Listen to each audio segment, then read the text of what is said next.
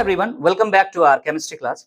सो हम लोग थर्मोडायनेमिक्स पढ़ रहे थे और थर्मोडायनेमिक्स में एंथैल्पी कंप्लीट कर चुके हैं। एंथैल्पी कैलकुलेट कैसे करते हैं वो सारी चीजें सीखने के बाद हमने न्यूमेरिकल्स वगैरह सब कुछ कंप्लीट कर लिया। अब आप अगर एनसीईआरटी को फॉलो कर रहे हैं तो वहाँ कैलोरीमेट्री करके एक टॉपिक है जो आप देखे होंगे और वो पढ़ने जा रहे हैं आज हम। कैलोरीमेट्री क्या है? ये एक ऐसा एपरेटस है, ऐसा डिवाइस है जिसके मदद से हम क्या करते हैं, चेंज इन इंटरनल एनर्जी और चेंज इन एंथैल्पी निकालते हैं। एक एपरेटस है, एक डिवाइस है। हम लोग कैलकुलेट करने सीखे थे फॉर्मूला के थ्रू। अब हम क्या करेंगे, एक डिवाइस है, उस डिवाइस के थ्रू कैलकुलेट करना सीखेंगे कि किस तरह से इंटरनल एनर्जी में चेंज होता है और किस तरह से आपका एंथैल्पी में चेंज होता है, देखेंगे। क्लियर है कि नहीं? एक डिवाइस है, इस प्रकार का एक डिवाइस है जो कि आपके सामने दिख रहा है। हम आपको नेक्स्ट स्लाइड में और डिटेल में इस चीज के बारे में समझाएंगे।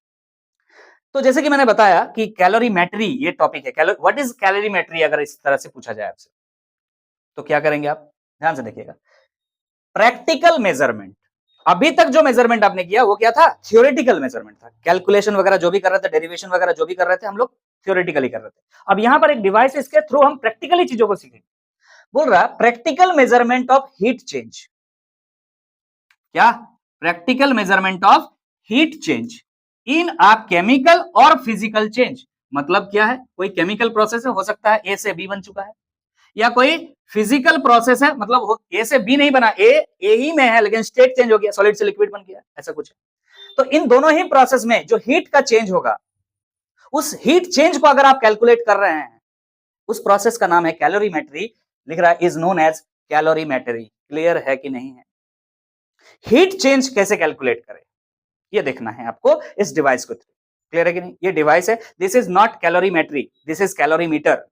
जो प्रोसेस है उसका नाम क्या है? कैलोरीमेट्री।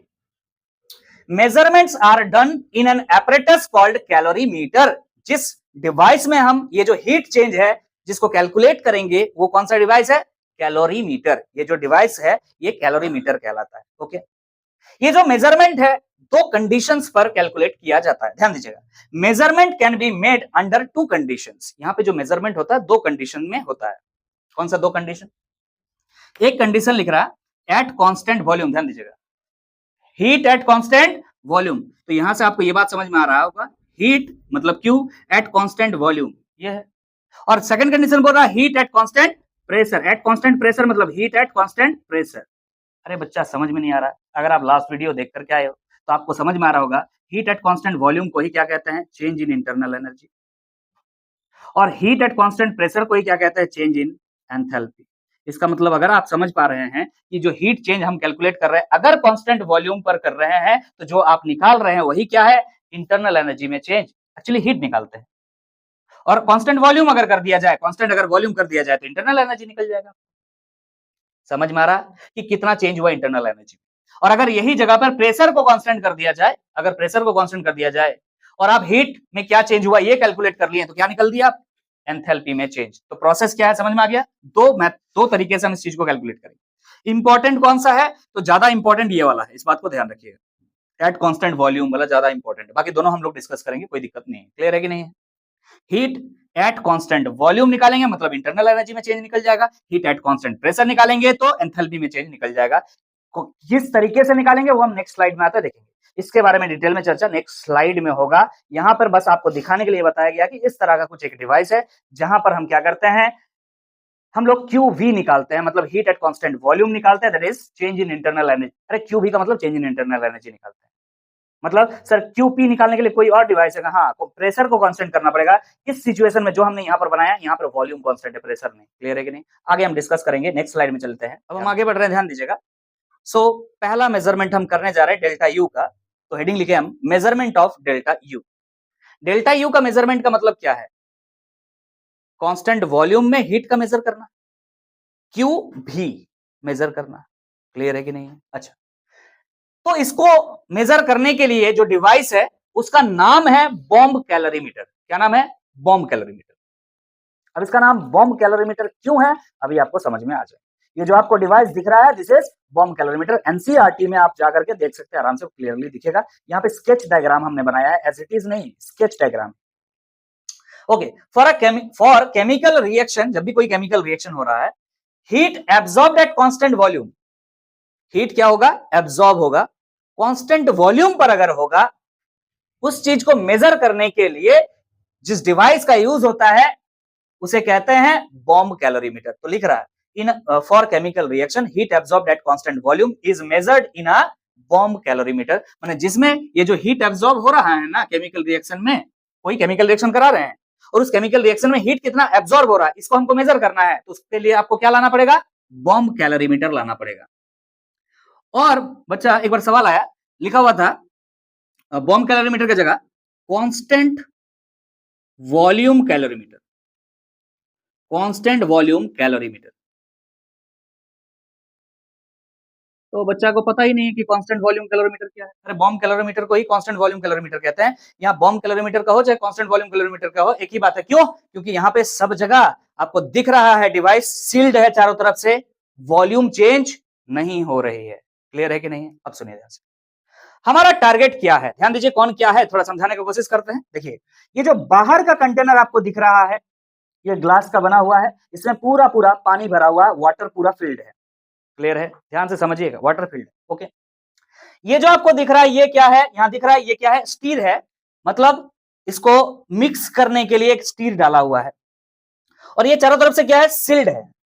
वाटर का जो वॉल्यूम है वो फिक्स है, टेम्परेचर बढ़ घट सकता है। हमने बोला ग्लास है ना, तो ग्लास के थ्रू हीट आना जाना कर सकता है। क्लियर है कि नहीं? आगे बात करते हैं। ठीक है, यहां एक थर्मामीटर डुबाया हुआ है किसमें, वाटर में, कि अगर टेम्परेचर में चेंज होगा वाटर में तो कैसे कैलकुलेट कर लेंगे, थर्मामीटर देख लेंगे।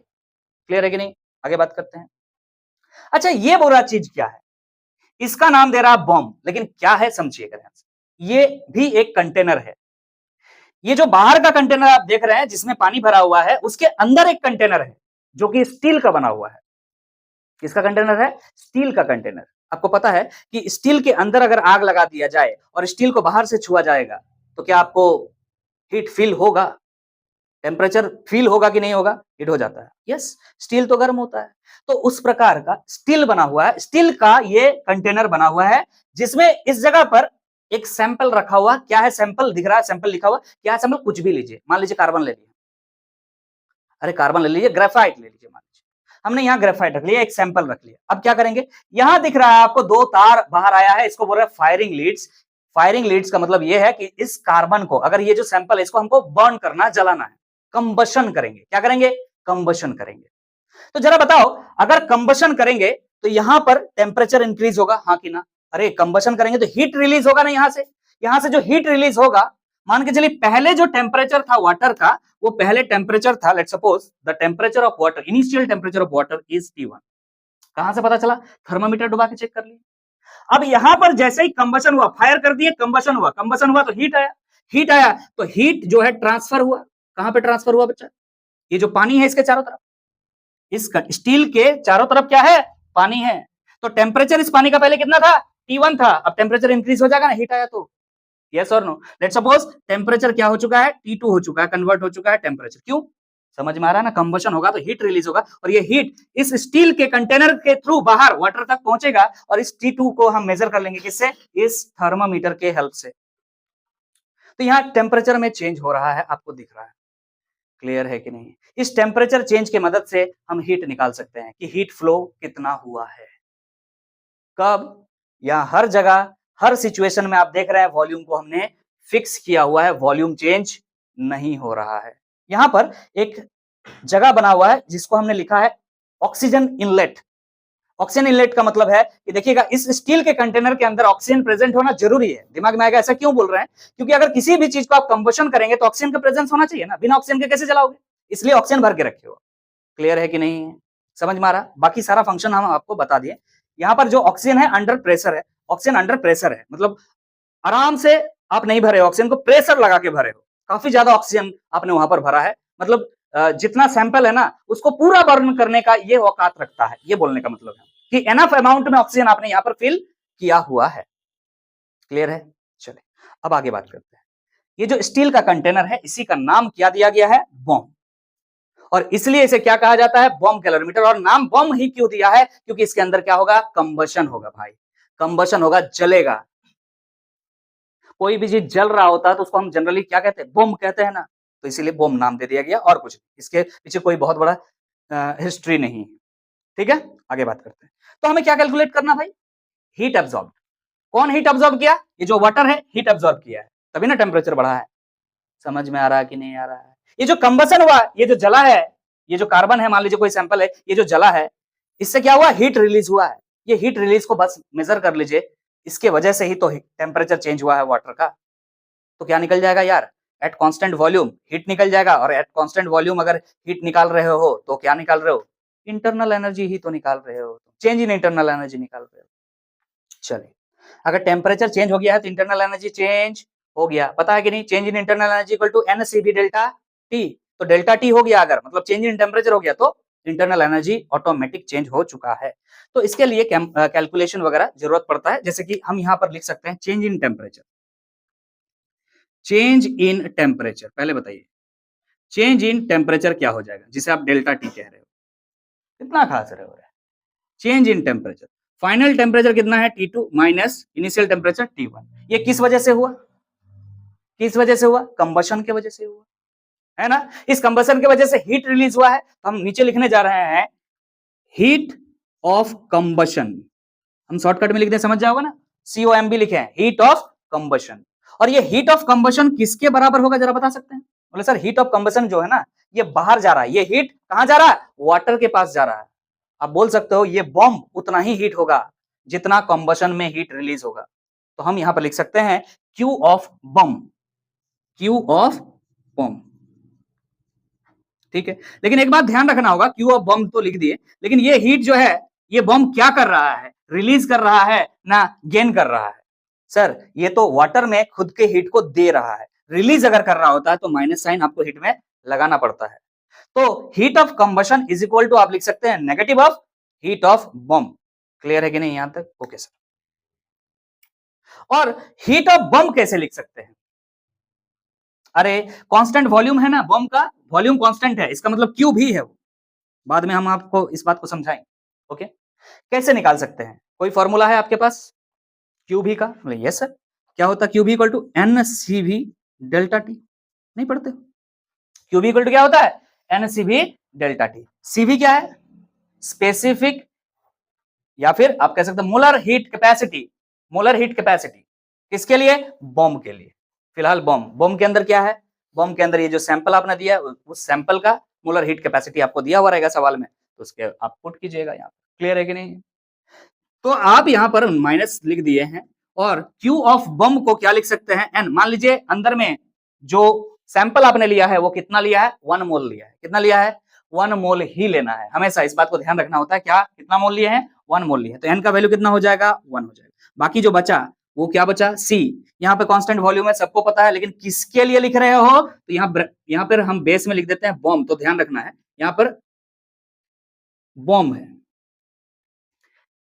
Molar heat capacity of bomb. यहां पर बॉम्ब का मतलब क्या है? बॉम्ब के अंदर जो सैंपल लिए हो उसका उसका मोलर हीट कैपेसिटी ले रहे हो। अब क्या लिए हो तो सवाल बोलेगा ना, कार्बन लिए हो ना, क्या जला रहे हो आप जानते हो। क्लियर है कि नहीं है? समझ में आ रहा कि नहीं आ रहा? और इसके साथ क्या है? Delta T, change in temperature. तो इसको डेल्टा टी को यहां लिख दीजिए। बोले सर हाँ हो गया, ये हो चुका है आपका हीट ऑफ कंबशन, आप निकाल चुके हीट ऑफ कंबशन। और एट कांस्टेंट वॉल्यूम है, चूंकि हीट एट कांस्टेंट वॉल्यूम है यहां पर, तो इसको ही क्या लिख सकते हैं? Change in internal energy that equal to heat of combustion, and that is equal to क्या हो जाएगा? नेगेटिव ऑफ स्पेसिफिक, या बोल सकते हैं molar heat capacity of bomb into change in temperature. Direct book में आपका लिखा हुआ है बच्चा इस तरह से, delta U equal to minus C of bomb into delta T. कैसे आया समझाने का प्रयास किया। क्लियर है कि नहीं? चेंज इन टेम्परेचर कैसे मेजर करेंगे? थर्मामीटर से। थर्मामीटर बताएगा कि पहले टेम्परेचर इतना था, बाद में टेम्परेचर इतना हो गया। क्लियर है कि नहीं है? यहाँ एक कंफ्यूजन वाला बात आ जाता है कभी कभी, तो यहीं पे क्लियर कर दे, अगर सुनिएगा ध्यान से। यहां पर सवाल कभी कभी ऐसा दे देता है कि जो ये कंबशन हो रहा है, हीट ऑफ कंबशन, यहां पर साइड में लिख देते हैं, नोट करके लिख लीजिएगा। हीट ऑफ कंबशन जो आप लिख रहे हो ना, उसको क्या लिख रहे हो एक्चुअली में? Sir heat of combustion equal to heat of bomb, हाँ कि ना? ये तब तक लिख सकते हो जब तक वाटर का बारे में कुछ नहीं कहा गया है। लेकिन अगर वाटर के बारे में भी एक बात कहा गया है क्वेश्चन में, तो आपको उसके हीट को भी इसमें कंसीडर करना पड़ेगा। अगर नहीं कहा है तो कोई बात नहीं, ऐसे चलेगा सिंपल तरीके से। लेकिन अगर कहा है कि वाटर जो है इतना हीट एब्सॉर्ब कर रहा है, बॉम्ब क्या कर रहा है, बॉम्ब क्या कर रहा है, रिलीज कर रहा है हीट, बॉम्ब से हीट बाहर आ रहा है, वाटर में आ रहा है, तो यहां पर माइनस साइन लगाया हमने। लेकिन वाटर क्या कर रहा होगा, एब्सॉर्ब कर रहा होगा। तो अगर सवाल में वाटर के बारे में भी डिस्कशन है, इस जगह पे वाटर के अलावा और कुछ नहीं ले सकते, वाटर ही। क्लियर है कि नहीं? तो उस बात को भी कंसीडर करना होगा, हम सवाल में देख लेंगे अगर उस तरह का दिया हुआ है तो heat of water plus heat of water plus heat of bomb, इस बात दोनों को ध्यान रखिएगा और यहां पर माइनस साइन तो दीजिएगा। अगर वाटर का हीट के बारे में कुछ बात है तब इस बात को कंसीडर करेंगे, अदरवाइज आप यहां पर कैलकुलेट कर चुके हैं चेंज इन इंटरनल एनर्जी। बोलिए क्लियर है कि नहीं? Change in internal energy is equal to heat absorbed at combustion and that heat absorbed at combustion is equal to क्या हो जाएगा, minus C of bomb into delta T. Bomb का मतलब जो सैंपल आपने लिया है उसका मोलर हीट कैपेसिटी दिया हुआ होगा। बोलिए समझ में आ रहा है कि नहीं आ रहा? आई होप आपको ये बात समझ में आ गया होगा, प्रोसेस क्या है नहीं है आपको समझ में आ गया।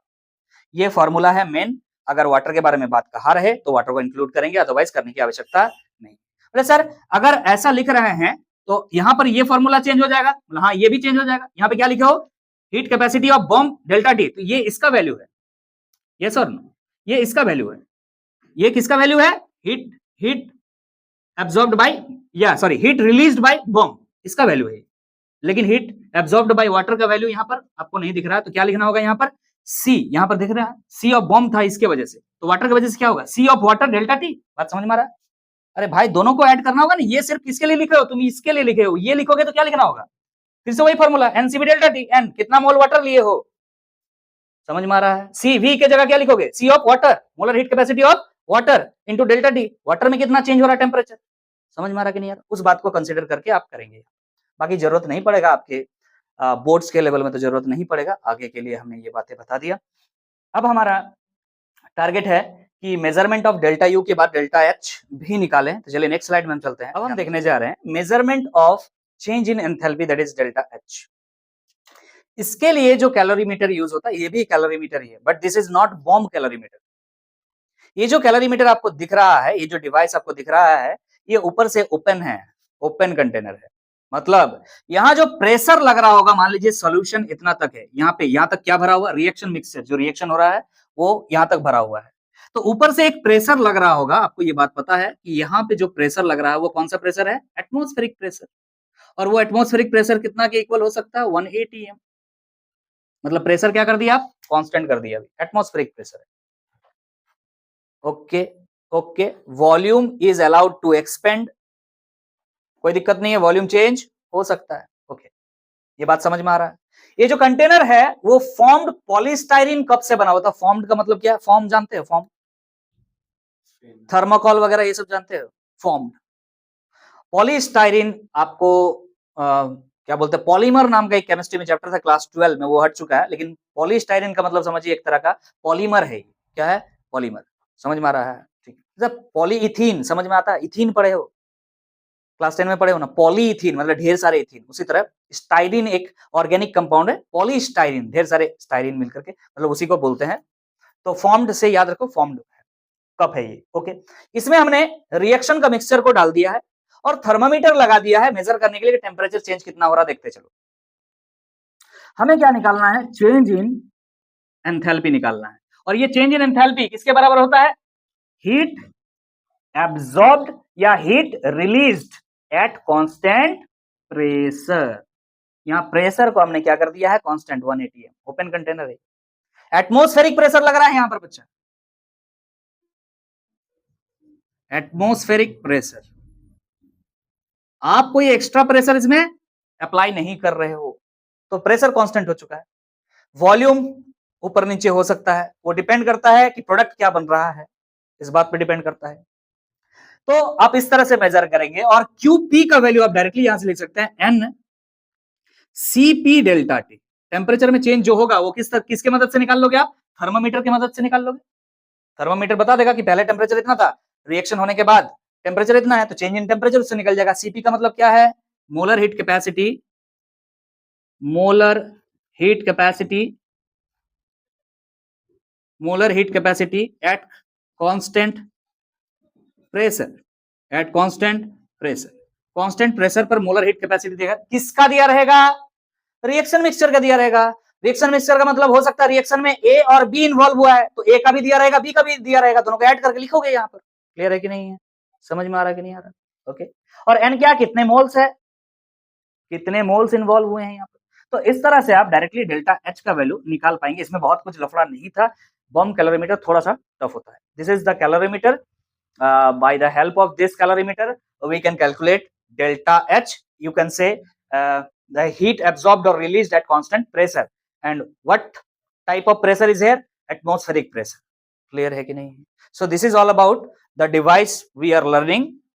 ये apparatus हम सीख चुके हैं। अब इस टॉपिक से रिलेटेड सवाल कैसे आए हैं, इससे पहले इस चीज को अगर देख लीजिएगा तो आपको समझ में आ जाएगा कि ये सवाल, ये जो आप पढ़ रहे थे टॉपिक कितना इंपॉर्टेंट है। अगर ये नहीं पढ़े होते तब वो सवाल नहीं बना पाते, अब बनाते हैं। अब हम आगे बढ़ रहे हैं। इस टॉपिक से रिलेटेड कुछ क्वेश्चंस जो कि एग्जाम में आए हुए हैं, और वो भी जेई के एग्जाम में आए हुए हैं। 2021 का सवाल आपको दिख रहा है जेई मेंस का, और ये क्वेश्चन बॉम्ब कैलोरीमीटर से रिलेटेड है। कैसे पता चलता है? जब क्वेश्चन पढ़ेंगे तो समझ में आएगा। देखिएगा, दिख रहा है 1 gram graphite is burned in a bomb calorimeter. Bomb calorimeter जिस डिवाइस के बारे में आपने पढ़ा, उसके अंदर जो जगह लिखा हुआ था सोर्स, उस जगह क्या रखा हुआ है? बोल रहा है कार्बन, ग्रेफाइट है। क्लियर है कि नहीं? उसको बर्न किया जा रहा है in excess of oxygen. Oxygen का सप्लाई था जिसे आप बॉम्ब कह रहे थे, उसमें ऑक्सीजन का सप्लाई, बिना ऑक्सीजन के सप्लाई का बर्न कैसे करेंगे? तो ऑक्सीजन एक्सेस में सप्लाई किया हुआ है at 298 kelvin and 1 atm pressure according to the equation. किस तरह से बर्न हो रहा है उसका इक्वेशन दे दिया गया है। यहाँ पर देखिए, कार्बन जो है ग्रेफाइट के फॉर्म पे है और ऑक्सीजन के प्रेजेंस में बर्न कर रहे हैं। क्या बन रहा है? कार्बन डाइऑक्साइड गैस बन रहा है। इससे क्या हो रहा है? वो during the reaction temperature rises from 298 kelvin to 299 kelvin. Temperature rise कर जाता है। बॉम्ब का टेम्परेचर अगर राइज कर जाता है तो बॉम्ब के बाहर क्या होता है? वाटर होता है, और वो वाटर का जो टेम्परेचर है वो भी राइज कर जाता है। समझ में आ रहा है? लेट्स सपोज कि पहले टेम्परेचर T1 था, बाद में टेम्परेचर T2 हो गया, तो T1 क्या है? आपका 298 केल्विन, T2 क्या है? 299 केल्विन हो चुका है। क्लियर है कि नहीं है? उसके आगे क्या बोल रहा है? If heat capacity of the bomb calorimeter, जो बॉम्ब कैलोरीमीटर के अंदर में आप बर्न कर रहे हैं इसको, उसका हीट कैपेसिटी दिया हुआ है, दैट इज 20.7 किलो जूल पर केल्विन। क्लियर है कि नहीं है? What is the enthalpy change for the above reaction at 298 Kelvin and 1 atm? Okay, ये है। तो बॉम्ब कैलोरीमीटर में हम असल में क्या निकालते हैं? Change in enthalpy, sorry change in internal energy. Generally change in internal energy bomb calorimeter में निकाला जाता है, लेकिन आपसे चेंज इन एंथैल्पी पूछा है, वो हम चेंज इन इंटरनल एनर्जी का यूज करके निकाल लेंगे बाद में। जेई का सवाल है, डायरेक्ट ऐसे नहीं पकड़ता है कान को, वो घुमा के पकड़ता है। आप क्या निकालते हैं bomb calorimeter? Change in internal energy, and that change in internal energy is equal to क्या होता है ना? हीट कैपेसिटी ऑफ बॉम्ब, अरे heat capacity of bomb, bomb जो बॉम्ब अंडर में डाला हुआ रहता है, और उसमें जो टेम्परेचर में चेंज होता है इनटू डेल्टा टी, ये होता है चेंज इन इंटरनल एनर्जी। खत्म, यहीं पे। तो बॉम्ब कैलोरीमीटर का हीट कैपेसिटी आपका दिया हुआ, क्या दिया हुआ है सर? 20.7 किलो जूल है बच्चा। किलो मतलब हो गया 10⁻³ जूल पर केल्विन, ये हो चुका है। ठीक है, ये सी का वैल्यू लिख दिया हमने। और चेंज इन टेम्परेचर कितना दिख रहा है आपको? अरे 299 केल्विन माइनस 298 केल्विन, मतलब कितना हो गया? 1 केल्विन हो चुका है। Change in temperature 1 kelvin. Clear है कि नहीं? ये केल्विन और केल्विन कैंसिल हो जाएगा, तो यहां से आपको मिल जाएगा 20.7 इंटू 10⁻³ जूल। ये है change in internal energy. Clear है कि नहीं? कुछ मिस कर रहे हैं? हमें लग रहा है कुछ मिस कर रहा है। यहाँ पर एक माइनस हुआ करता था, यहाँ पर एक माइनस हुआ करता था, यहाँ पर एक माइनस हुआ करता था। क्लियर है कि नहीं? ऐसा क्यों? क्योंकि बॉम्ब के अंदर से जो हीट है वो बाहर आ रहा होता है, तो सिस्टम से जब भी हीट बाहर आ रहा होता है नेगेटिव में लिखते हैं। ऑलरेडी थ्योरी में आपको समझाया जा चुका है, लेकिन ये सवाल का सवाल नहीं है आपका। Internal energy, sorry internal energy सवाल नहीं, तो what is the enthalpy change आपसे पूछा है। तो आपसे पूछ रहा है delta H, and delta H is equal to क्या होता है? Delta U plus delta energy R T. बोलिए क्लियर है कि नहीं? एंथैल्पी चेंज इक्वल टू क्या होता है, change in internal energy plus work done. This is nothing but work done, PV. PV की जगह इस बात को प्रूफ किया था हमने। Yes sir. डेल्टा एनजी कैसे निकालते हैं, तो यहां से देखिए निकाल लेते हैं डेल्टा एनजी। इस रिएक्शन दिया हुआ है, तो डेल्टा एनजी का वैल्यू क्या हो जाएगा बताओ। प्रोडक्ट के साइड में जो गैसियस मोल्स है, कार्बन डाइऑक्साइड गैस है, कितने मोल्स है 1 माइनस, ये तो ग्रेफाइट सॉलिड होता है भाई साहब, इसको आप देखिएगा गैस आपको दिख रहा क्या, ऑक्सीजन 1 मोल ये भी है, तो कितना आ गया डेल्टा एनजी का वैल्यू 0। अगर ये 0 आ गया डेल्टा एनजी का वैल्यू, तो ये पूरा क्या हो चुका है 0। अगर ये पूरा 0 आ चुका है तो डेल्टा एच इक्वल टू क्या हो जाएगा, ओनली डेल्टा यू। हाँ ना, क्लियर है कि नहीं। So delta H is equal to delta U आप निकाल चुके हैं, कितना है -20.7 इंटू 10⁻³ जूल। और अगर किलो जूल में लिखना चाहे तो सिंपल 10⁻³ को हटा करके क्या लिख देंगे, ओनली किलो जूल। ये है आपका एंथैल्पी में चेंज, डायरेक्टली आपका आंसर निकल चुका है। समझ में आ गया। तो बॉम्ब कैलोरीमीटर से रिलेटेड इस तरह का सवाल ही आते हैं। चलिए एक और सवाल आपके सामने बनाएंगे जो कि जेईई मेंस 2022 का सवाल है। नेक्स्ट हम आगे बढ़ रहे हैं नेक्स्ट क्वेश्चन की तरफ। It is also related to bomb calorimeter, but ऐसा लगता है पढ़ के, लेकिन बॉम्ब कैलोरीमीटर का सवाल नहीं है। देखिए जेईई मेन 2022 का सवाल है, लेटेस्ट ही मान के चलिए अभी। For complete combustion of methanol, methanol जानते हैं CH3OH, जो कि लिक्विड फॉर्म पे है, इसको ऑक्सीजन के प्रेजेंस में क्या कर रहे हैं, कंबशन बर्न कर रहे हैं, कार्बन डाइऑक्साइड गैस और वाटर लिक्विड निकल रहा है, बैलेंस किया हुआ है, कोफिशिएंट्स दिख रहे हैं, stoichiometric coefficient. Okay, the amount of heat produced as measured in bomb calorimeter, मतलब बॉम्ब कैलोरीमीटर का यूज करके जो हीट प्रोड्यूस हो रहा है वो ऑलरेडी यहां लिखा हुआ है, is 726 kilo joule per mole. Bomb calorimeter use करके ये निकाला हुआ है, क्या निकाला हुआ है, हीट। क्लियर है कि नहीं है। दो तरीके से निकाला जाता है, eight constant volume, at constant pressure. Clear है कि नहीं है। तो क्या कह रहा है आगे पढ़ेंगे।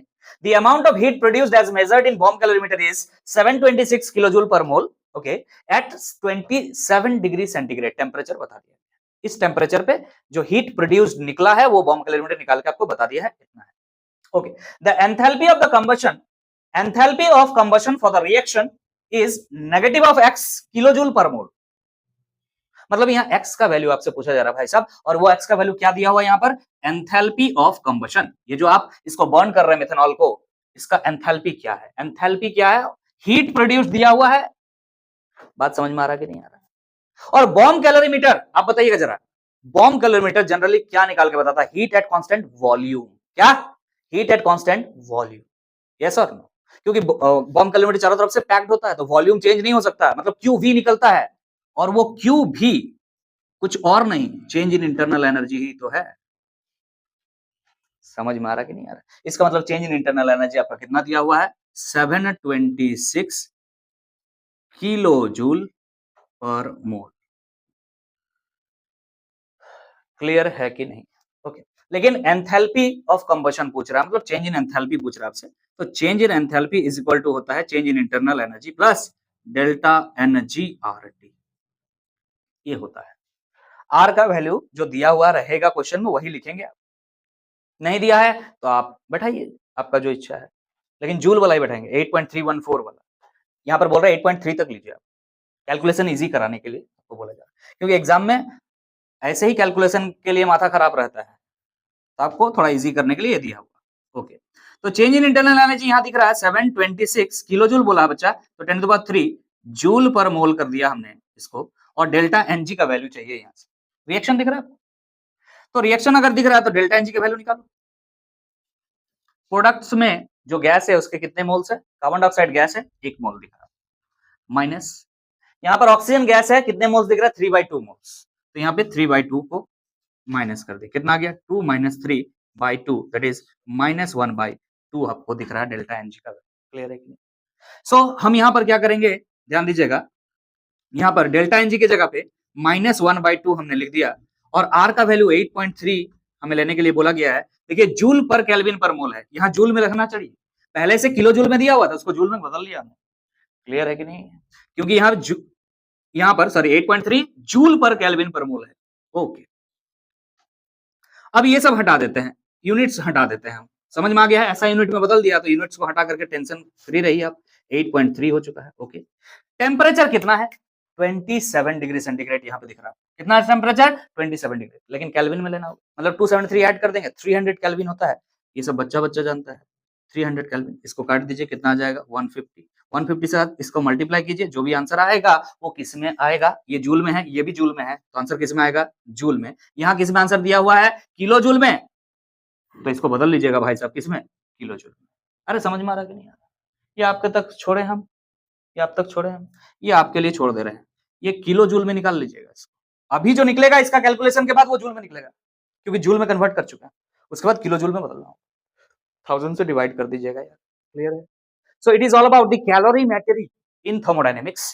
इसमें हमने दो इंपॉर्टेंट टॉपिक का डिस्कशन किया, जिसमें हम लोग किस तरह से हीट में चेंज होता है, that is two process at constant volume at constant pressure, दोनों में ही हमने ये बॉम्ब कैलोरीमीटर का यूज किया, और एक और कैलोरीमीटर का यूज किया जिसमें एंथैल्पी में चेंज यूज करते थे, मतलब एंथैल्पी में चेंज जो है निकालते थे, मतलब एट एटमॉस्फेरिक प्रेशर वो काम करते थे। अभी थोड़ा देर पहले हमने डिस्कस किया। क्वेश्चन किस तरह से आए हैं आप देख सकते हैं, इस तरह के क्वेश्चन जो है पूछा जा सकता है, बहुत रेयर है बट आता है, आपको प्रूफ दिखा रहा है, जेईई 2022 में आया हुआ है। अगर बॉम्ब कैलोरीमीटर बच्चा पढ़ा ही नहीं होगा तो सवाल को पढ़ के ही वो छोड़ देगा कि हमसे बनने वाला नहीं। क्लियर है कि नहीं? तो चलिए, ये कैलोरीमेट्री का टॉपिक खत्म होता है यहाँ पर। नेक्स्ट क्लास में हम एक नया टॉपिक स्टार्ट करेंगे। अगर सेशन अच्छा लगा है तो सेशन को लाइक कर दीजिएगा, चैनल पे नए हैं तो चैनल को सब्सक्राइब कर लीजिएगा, और अपने फ्रेंड्स में शेयर भी जरूर कर दीजिएगा। मिलते हैं नेक्स्ट वीडियो में, तब तक के लिए अलविदा। Thank you so much, signing off.